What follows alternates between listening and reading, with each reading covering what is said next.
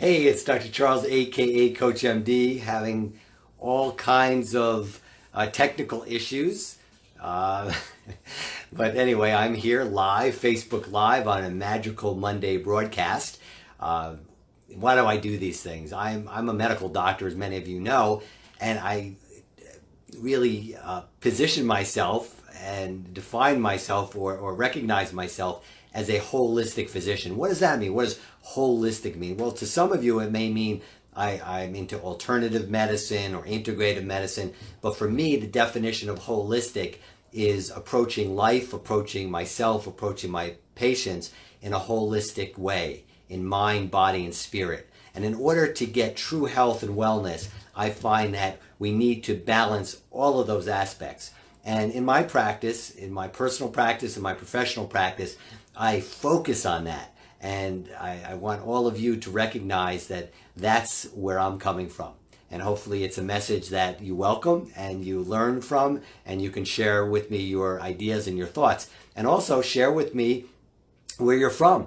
I'd love to know all about where you're from. Everybody has a personal life journey, experiences, and on these Magical Monday broadcasts, I like to do them on Monday to start the week off on a positive foot. So we look for those magical events in our daily lives that keep us motivated, that keep us inspired, that keep us going on. So Monday doesn't have to be a bad day or a day that we really don't look forward to.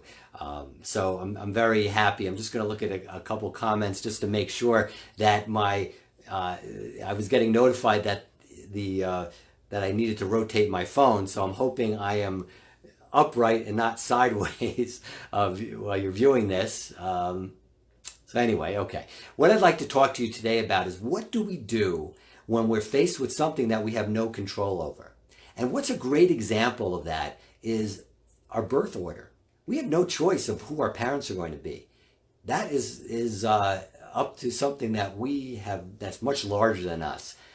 And also birth order, I've thought about a lot, and it does influence the way we live our lives, the way we view our lives, and our personal perspective. It doesn't have to be.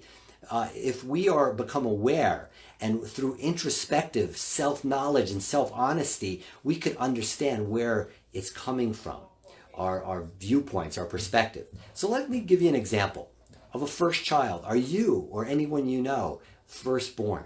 What does it mean to be firstborn? Well, to your parents, to most parents, it's a wonderful thing, welcoming in a blessing, a new birthing, a new life. It's such a special feeling. I know how I felt and my wife felt when we had our first son. But what is it for the child who's born? Well, it could be it can be very, very beautiful also. And if you're an only child, that you may not experience the birth of a sibling. But it's the birth of that sibling, that second child, that affects so much the perspective and the outlook and the life experience of the firstborn child. Now, how would that be? Well, a good friend of mine shared with me a personal experience that he had with his firstborn. And it was, his firstborn, and then they had a second child. And the first child was really acting out a lot. And I'm talking about when they're 2 and 3. I'm not talking about adult children. I'm talking when they're young, maybe 1 or 2, or maybe I think the older child was maybe 1.5 or 2, and then they had the second child. And the first child was acting out a lot, right? So this person went to the pediatrician and asked if the pediatrician could give them any advice. And the pediatrician looked at him and said, I'll say Joe, my friend Joe. Okay, Joe, just picture it this way. You go home to your wife one night, and on your arm is another woman. Let's call her Jane. And you say to your wife, oh, honey, I love you, but here's Jane, and I love her too. And Jane's going to come and live with us, and we're going to be a happy family.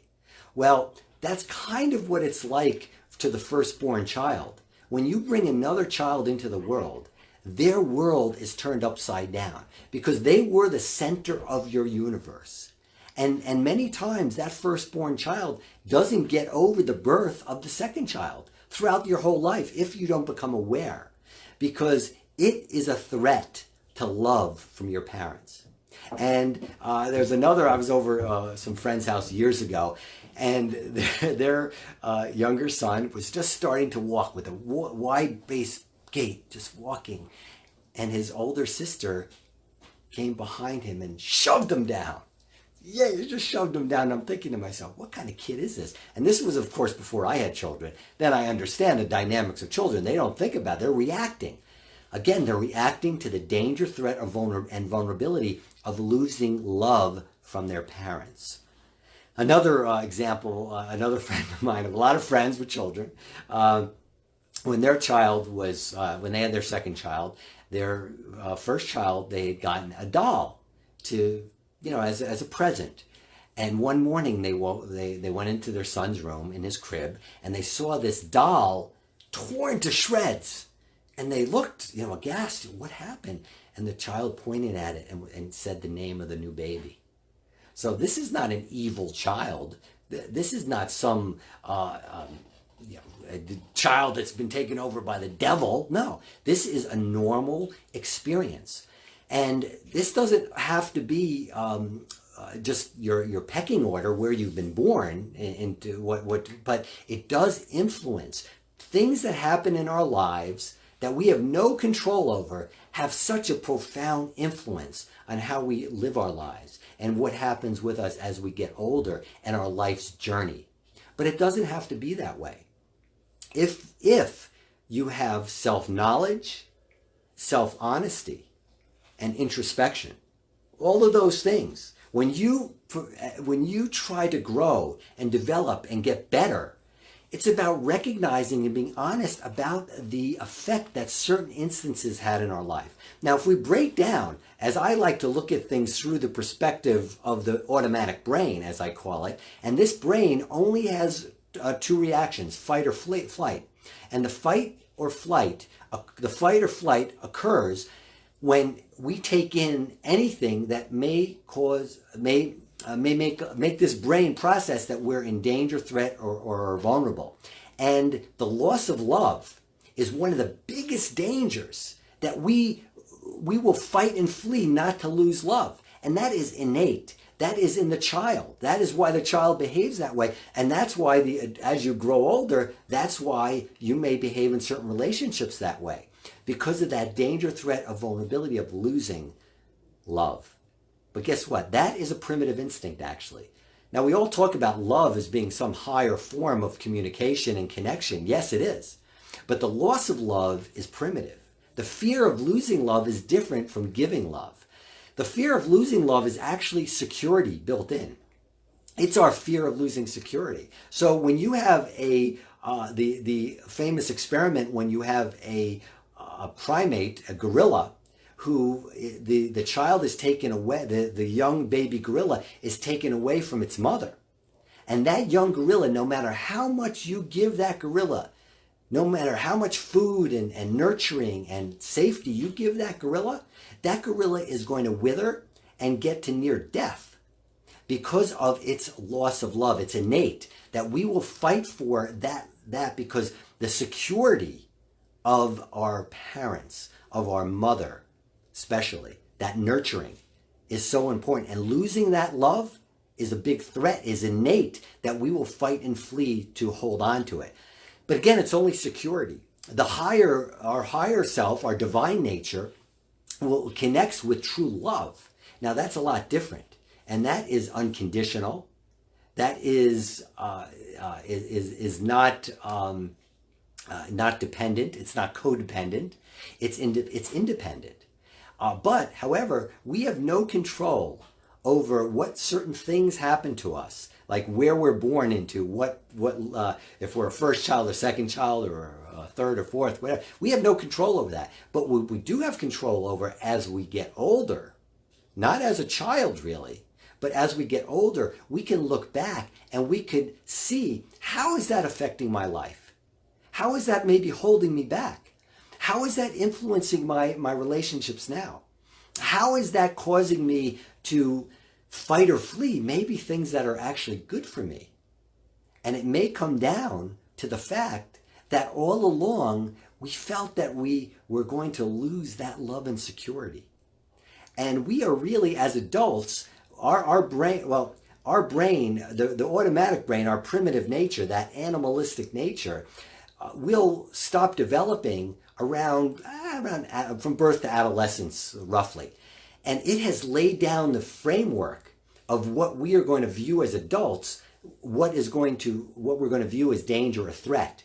So think about that. Now you're maybe 30, 40, 50, or 60, and you still have that framework in you of that childish brain that has been formulated to try to figure out what is going to take so you can preserve and hold on to love really as a security mechanism, not as something to help you grow, but something to protect you.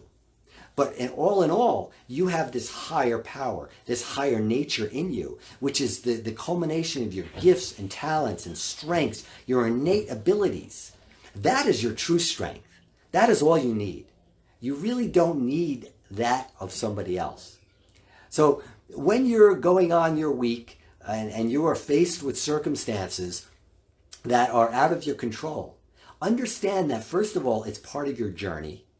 And second of all, you have the innate gifts and talents to be able to take a step back and to view them from a logical and not a emotional. And here's the kicker here. When I talk about this woo-woo stuff, divine nature, higher power, whatever, and a lot of people get turned off by that because they say, well, I live in the physical material world. Well, guess what? When you are logical, when you are grounded in that physicality, when you are grounded, well, not the physicality, but when you are grounded in the laws of logic, those laws of logic actually free you up to understand what your divine nature is. And when I say the laws of logic, it means maybe simply of writing down a pro and a con list of any circumstances you may be facing. And that helps solidify it. There was a philosopher many years ago, around 550 BC, I think around then, Pythagoras. And Pythagoras was a Greek philosopher. Many of you may know Pythagoras and the Pythagorean theorem, a squared plus b squared equals c squared. But you might be surprised that Pythagoras was actually much more of a spiritual person. And he was more of a philosopher, more of a spiritual guide and leader than he was a philosopher. Now, more of you may have heard of Plato than you've heard of Pythagoras. Well, Plato was a Pythagorean. And it was Pythagoras' theory that once we understand our physical world, and as I say, we need to have both feet grounded before we can firmly fixed and grounded on this physical earth before we can reach for the stars. And Pythagoras said it a different way. He said that once we can organize our world in a logical way, and we can understand our physical world, then we can reach beyond it. And he had this idea of what's called transmigration of the souls, where our souls can enter into other souls as we're all one, which is not so different from many of the major religions. And this was going back about 500 years BC. So it's very interesting that when we take this idea of the fact that our primitive brain is structured for the first 12 or so years of our life, yet we're carrying it around through our adult lives. And then we use that as our benchmark or our barometer of how we're supposed to deal with our life, instead of looking at who we really are, our gifts, our talents, our strengths, our innate abilities, which is really part of our divine nature. And the way we free that up is to understand that we could apply simple logic to those things. And by simple logic, we can dispel all the fake news stories that our brain tells us. And a little plug for my ebook, Fake News Stories by Your Brain. Definitely look for it, read it, let me know what you think about it. And by doing that, you can join my Facebook group, which I just started, a private Facebook group, but for only those who have read the ebook, only because there are going to be topics discussed in that group which are all about this idea of automatic brain and losing love and security and all that. But anyway, getting back, so as you go forward this week, I want you to understand that you are truly in control, even of those things that seemingly are out of your control. They are out of your control, but when you structure it, when you take a step back, apply the logic organized and instigated by your divine nature, your mind, rather than your automatic brain, you will see how things fall into place. And how do you know what's your brain and what's your mind? Your mind will never make you anxious. Your divine nature will never make you nervous. What makes you nervous is that fight or flight that we all get, me very much included. How do you think I could talk about this stuff or write about it if I didn't experience it? So believe me, I know where you're coming from. We all have different experiences. All our life's journey are different, but the bare bones of what we're made out of is all the same. So anyway, have a great week. Thanks for tuning in. I'm Dr. Charles, aka CoachMD, bringing you another installment of my Magical Monday Facebook Live broadcast. I'd love to hear where you're from, what you thought about this, and look forward to continuing connecting as the days and weeks go by. So until then, I'm Dr. Charles, aka CoachMD, signing off. I love you and God bless you. Bye for now.